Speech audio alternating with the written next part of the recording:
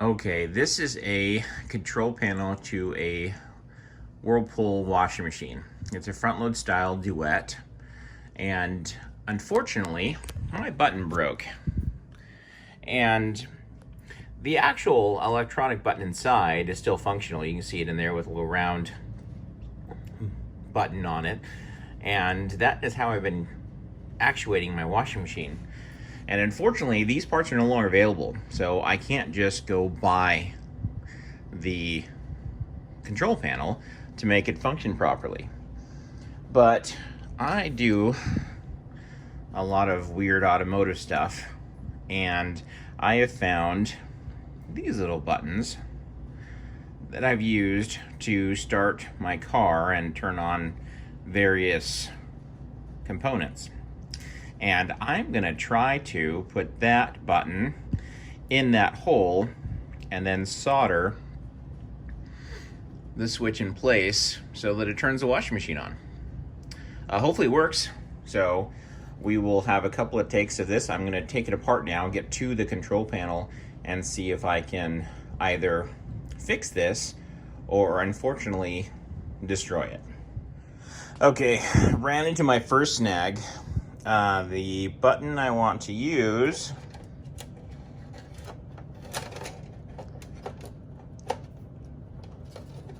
does not fit. It goes right through. However, I do have a larger button, and it says engine start, so that should be interesting. And that just barely fits. So I think that's gonna be the button there, and then you just hit it to start. It's still a momentary button, so it should work fine. Okay, one more snag. Well, it appears, I was thinking about it, when that is in place, this button is pretty long. And unfortunately, it's going to interfere with everything back there. So, not going to work there. I'm going to rethink position. I think maybe drilling a hole in the top here, right about there. They are sealed, pretty much. They're weatherproof. The only problem is, on top of washing machines, you get there's debris and soap, some other issues that might affect this guy, but I think that's what we're gonna be after, is hitting it there. Okay, I found, and putting it back together, that there is a spot right here in between the two boards where it's pretty clear and plenty big enough for this guy to fit. So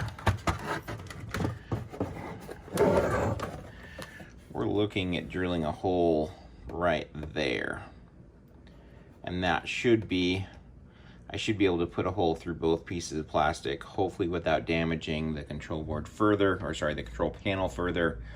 And then going into, I believe the switches are right there. I'll have to grab a meter and make sure. But then, you know, going from here to here, you're looking at 4 inches. So there's plenty of room on the factory wiring to go straight into there. And that way this switch can short that. And I think by doing that, I'll leave the original switch in place, have the new one with the bigger button, and we'll be up and running. So let me do some drilling on this guy and hope I don't destroy it. Okay, so here's the placement. If I was to do it again, looking from the inside, I'd probably go a little higher. That way I'd have more clearance between this part of the bracket here. And I could move the wires over. in order to get the retaining nut on there. The retaining nut is not going to go on this guy. And the other thing I had to do is, once I used the step drill, one of these little guys, to go through the plastic on this side, I took out the rest of the control panel and drilled the rest of the control panel too to match it. Because of the gap in between the control board assembly and the control panel, it wouldn't go all the way through at the same rate. At this point, I'm going to fix this with probably a zip tie. I'm going to put a zip tie around the body of the button, because it's only going to get pushed in. In theory, it's never going to get pulled out. A zip tie down there should be able to hold that in place, and or probably just some glue. So I'm going to do a zip tie first and see where we're at. All right, so got a cool little zip tie here. I'm going to get that started now. And then what I'm going to do is just get it around this guy. This is probably the best angle. I'm going to trim off. No, I'm not. I'm going to go ahead and just get this as tight as I can before we get it lower. Trying to get it as close to the bottom as I can.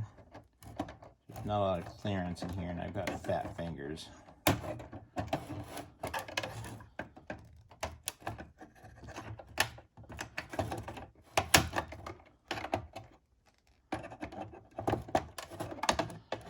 Alright, that's down there pretty good.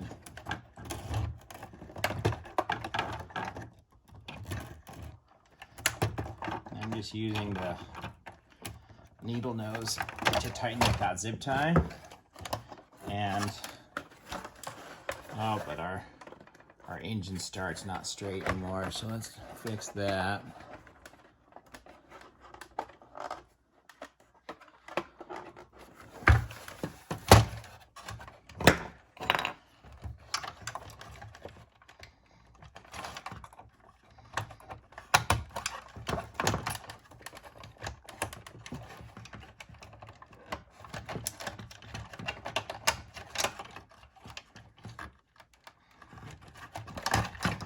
All right, I'm gonna call that good. All right, let's go ahead and wire this guy up, and we'll solder him. All right, these buttons, here's just the other one. They can get super fancy, and they can have a light turn on when it's actuated, or you can have a light on all the time as soon as you have power to it. So you've got a lot of wires here that I'm not going to use. All I care about are the ones when it's actuated. And I want to say that's going to be these two. I think my meter, get that guy over there, this guy over here, and then push the button. I am incorrect. Okie dokie. So it's going to be one of these guys. And one of these might be...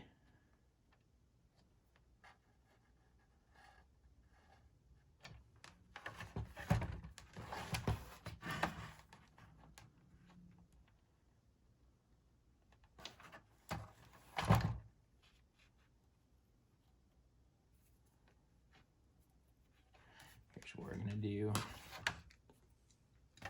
I'm going to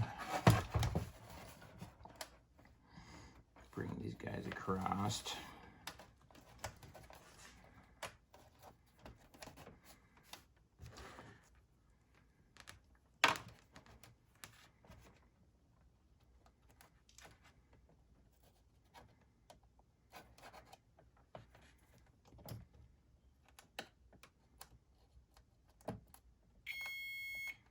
All right, so that's what it is. These guys, the black and the red, are actually for the light on it.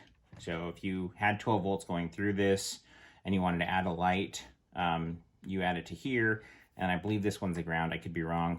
And then the one that's cut off is the, it's the normally closed, so that one goes through all the time.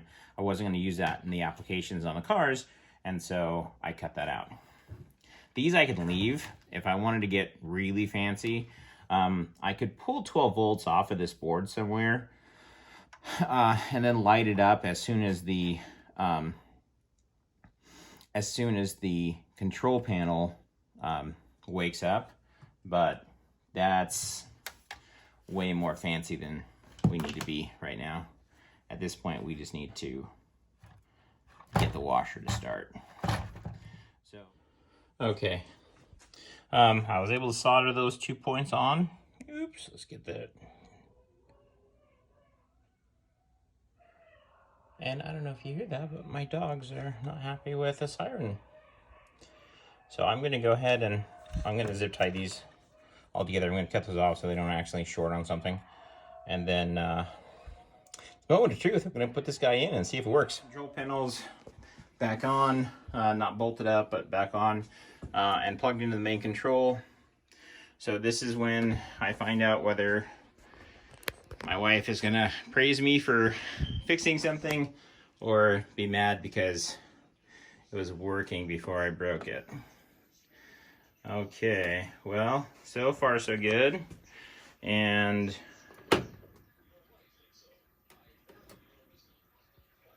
oh, close the door. Ah, and it works, perfect. Okay, that's not good either. So in summation, that start engine button, pretty much used in automotive applications, can be used to fix the broken control panel on a Duet. And I left that little button on the inside, hard to see, but I left a little button on the inside. So you can, if that one ever failed or just stopped working for whatever reason, or my poor soldering job messed it up, you can still go back to the other one.